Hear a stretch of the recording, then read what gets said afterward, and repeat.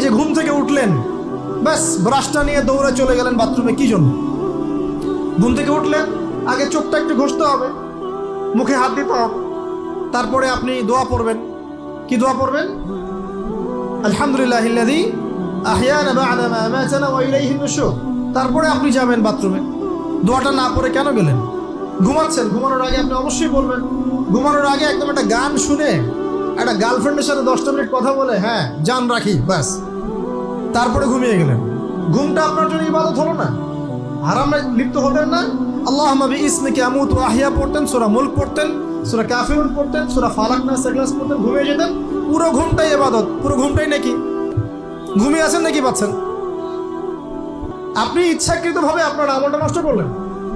ইস্তেঞ্জা করতে গেছেন, ইস্তেঞ্জা করতে গিয়ে গান শুরু করে দিল বাথরুমে। বাথরুম সিঙ্গার আছে না কিছু? বাথরুমে গান গাওয়ার জায়গা নাকি? তো ওখানে গান শুরু করলো। বাথরুমে গান গাবেন কেন? আপনি ঢোকার সময় বলবেন কি? বিসমিল্লাহ আল্লাহুম্মা ইন্নী আউযু বিকা মিনাল খুবসি ওয়াল খাবাইস। এরপর ইস্তেঞ্জা করবেন, তারপরে আপনি